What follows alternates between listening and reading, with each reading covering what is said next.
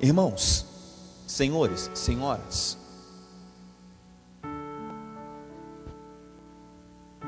nos dias em que nós estamos vivendo, é necessário, por conta talvez até mesmo da nossa linguagem, reconceituar, ressignificar palavras. Algumas palavras vão perdendo o uso, vão perdendo a sua força. Algumas palavras vão mudando de tonalidade, algumas palavras vão perdendo o seu significado original. A razão pela qual elas foram colocadas, inventadas, vai perdendo a sua força à medida que nós vamos deixando que elas entrem em desuso, ou que as transformamos em outras palavras. Antigamente se dizia vossa mercê. Com o tempo passou-se a se dizer vós me ser.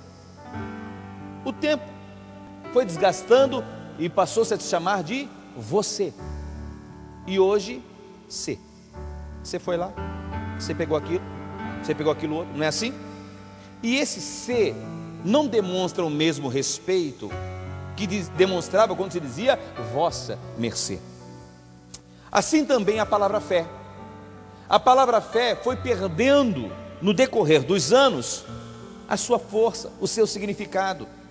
Assim como a palavra amor. Tudo para nós é amor. Um adolescente, 14 anos, inexperiente total e completamente, ele no alto da sua inexperiência olha para a menina e diz assim: como eu te amo. Esse menino pelo menos sonha do que seja verdadeiramente amor. Vão me odiar hoje, eu sei, vão me procurar após o culto, eu sei sim, pastor, porque sabe que adolescente é peitudo, adolescente o mundo está contra ele, ele acha que o mundo inteiro está contra ele. E é engraçado que esses adolescentes acham que a gente nunca foi, né? Acho que a gente nasceu com 40, não é assim? Não, já fomos também, já achei que o mundo estava contra mim. E aí então, a palavra amor vai perdendo o seu sentido. Você ouve a palavra amor na música do Zezé de Camargo e Luciano. É o amor que mexe com a minha cabeça e me deixa assim, que faz me lembrar de você e esquecer de mim. É esse bendito desse amor que rouba-me o bom siso, o bom senso, a razão, que faz com que eu faça coisas que a razão desconhece. É amor? Não. Isso é paixão. De onde derivada da palavra patos, que vem de patologia, de enfermidade. Eu conheço um monte de gente que está enferma de paixão. Você já fez coisas loucas e depois, é simples, para você entender melhor. Você já namorou alguém que depois você olha e fala assim: meu Deus. Já aconteceu com o senhor? Já aconteceu? Já aconteceu ou não? Já? Você olha para a pessoa e fala assim: não. Vocês sabem que uma das melhores coisas na minha vida é voltar para Barra Bonita, né? Porque eu encontro aquelas meninas que eu era apaixonado. Paixão, aquela coisa doida. Desculpa, Luciana, eu tenho que contar. Aquelas meninas que a gente era apaixonado, aí você vê a menina assim, a menina tá feia, tá derrubada. E aí eu com a Luciana, mas poxa vida, eu olho para o céu, faço assim, ó. É legal, né? Não é legal? É legal. É bom? É bom. Paixão, isso não é amor. Isso não é amor. Isso não é cumplicidade. A palavra fé também está em desuso, está em desgaste.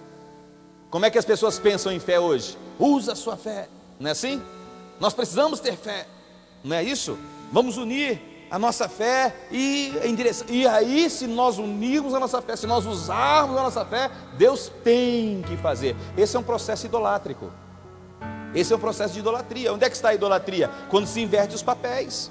Ora, se tem alguém que tem que fazer alguma coisa, sou eu. Porque tudo que Deus tinha para fazer por mim já foi feito, demonstrado na cruz do Calvário. Pois apóstolo Paulo diz que Deus prova o seu amor para com a minha vida, em que deu o seu Filho, para que nele eu crendo e não pereça. A prova de Deus já foi dada. Então, na cabeça, por exemplo, de Abacuque, o que era fé?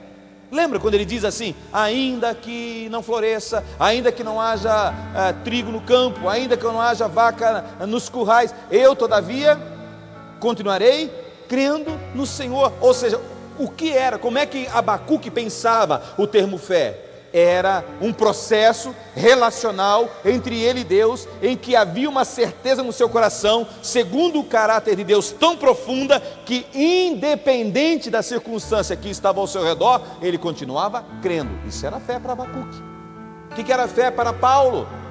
Para Paulo, em continuação ao conceito abacuquiano, para Paulo, ele diz assim: fé é o meio pelo qual Deus providenciou o maior de todos os milagres. A Bíblia diz: vós sois salvos por meio, mediante a fé. E diz mais: e este meio pelo qual Deus providenciou a fim de que vocês fossem salvos, não vem de vós, é um presente, é um dom que Deus lhe deu. Todo o processo de salvação começa em Deus. Apesar de precisar, de necessitar de uma resposta humana, ele começa e termina em Deus. Assim também é necessário que a gente reveja os nossos conceitos de fé agora, nos dias atuais. Olha para a fé de Pedro. O texto nos conta, e no seu contexto está inserido, que eles estão há algumas semanas um tanto chateados com o que Jesus vem dizendo. Faz algumas semanas que Jesus vem dizendo, falando a eles acerca da necessidade de morrer. Jesus vem dizendo a eles que precisa morrer. Jesus havia dito que se o trigo não morrer, ele fica só. Jesus está falando acerca de si mesmo, da necessidade de morrer. Jesus está dizendo que vai morrer, mas quer dar a eles esse suplemento espiritual de esperança, dizendo: mas ao terceiro dia eu ressuscito. Assim como Jonas ficou 3 dias e 3 noites no ventre do grande peixe, assim também o Filho do Homem ficará 3 dias e 3 noites no ventre da terra, mas ao terceiro dia ele vai ressuscitar. Os discípulos não têm a menor ideia do que é que Jesus está dizendo. Por quê? Porque todos aqueles que Jesus havia ressuscitado tornaram a morrer. Na cabeça dos discípulos não existe uma ressurreição que vá perdurar. Se Jesus morre, ainda que ele ressuscite, ele morre novamente. Há uma dor, há uma inquietação no coração dos discípulos. Quando chega na última, chamada última ceia, estão no cenáculo, Jesus agora, dando-lhes as últimas instruções, cinge-se com uma toalha, baixa-se aos seus pés, lava os pés empoeirados dos seus discípulos e diz: vós me chamais de mestre e eu verdadeiramente o sou. Assim como vocês me viram fazer, façam vocês também. Após esse ato de humildade de Jesus, de lição dada por Jesus, eles participam daquilo que nós chamamos de Páscoa, que hoje no seio cristão é chamado de ceia. Só que a ceia daqueles dias era diferente da de hoje. Por que era diferente? Porque nós comemos simbolicamente. Nós comemos um pedacinho de pão e tomamos um cálicezinho, e nem vinho não é, na verdade é um suco de uva. Neles não. Eles tomavam no mínimo 3 cálices de um bom vinho, cada um deles.